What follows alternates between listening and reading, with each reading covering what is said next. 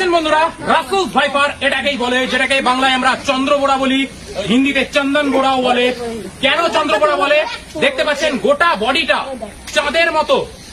হ্যাঁ, এই রকম সাপকেই কিন্তু অজগর সাপের বাচ্চা ভেবে ধরতে গেছে প্রচুর লোক, কামড় খেয়ে রীতিমতো মারা গেছে বন্ধুরা। হ্যাঁ, এতটাই ভয়ঙ্কর।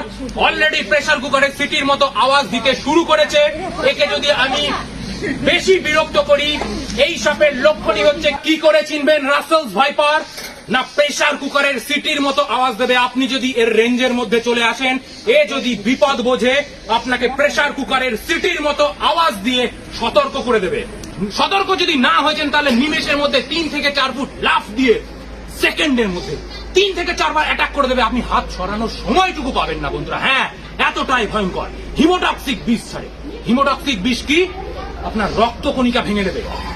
মানে আপনার শরীরে যে জায়গাটায় কামড়ানোর সাথে সাথে জায়গাটা খুলে যাবে, রস বেরোতে শুরু করবে, মারাত্মক যন্ত্রণা হতে শুরু করবে। আপনি যদি সঙ্গে সঙ্গে ডাক্তারখানায় যদি হসপিটালে, সরকারি হাসপাতালে যদি না যান, 100 মিনিটের মধ্যে যদি 100 ml অ্যান্টিভেনম সিরাম যদি আপনার শরীরে না ঢোকানো যায়, আপনাকে কিন্তু বাঁচানো যাবে না। আর যদিও বা বেঁচে যান, যে জায়গাটায় কামড়াবে সেই জায়গাটা কিন্তু গলে পচে যাবে, আপনাকে কেটে বাদ পর্যন্ত দিতে হতে পারে। হ্যাঁ বন্ধুরা, এতটাই ভয়ঙ্কর সাপ। তাই রাসেলস ভাইপার থেকে সাবধান থাকবেন।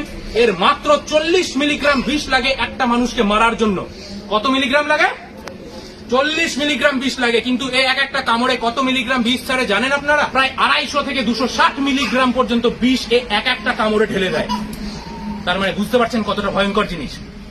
এবং সব থেকে বাজে জিনিস, এই সাপের কামড়ে যদি আপনি ট্রিটমেন্ট যদি তাড়াতাড়ি না শুরু করেন, বেশিরভাগ ক্ষেত্রে কিডনি ফেলিওর হয়ে মারা যায়, ডায়ালিসিসের দরকার হয়। খুব বাজে সাপ। তবে হ্যাঁ, এত বাজে তাহলে ভালোটা কোথায়? অনেকে হয়তো আমাকে কমেন্টের মধ্যেও জিজ্ঞাসা করেন যে আপনি সাপ কেন বাঁচান, মেরে কেন ফেলেন না?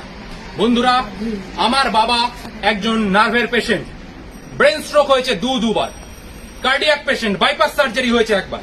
এরকম ঘরে ঘরে পেশেন্ট রয়েছে। এইরকম মারণ রোগীগুলোকে বাঁচানো হয় কিন্তু এই সব সাপেরই বিষ থেকে। হ্যাঁ বন্ধুরা, এতটা ভয়ঙ্কর হওয়া সত্ত্বেও এই সাপের বিষ থেকে মানুষকে বাঁচানোর প্রচুর দামি দামি ওষুধ তৈরি হয়, যে ওষুধগুলো কিন্তু এই সাপ যদি পৃথিবী থেকে ধ্বংস হয়ে যায় তাহলে সেই মানুষগুলোকে বাঁচানো যাবে না। এই কারণে এদেরকে বাঁচায়।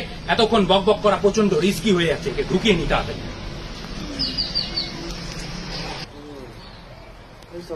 ও এখানে খাবলা মানে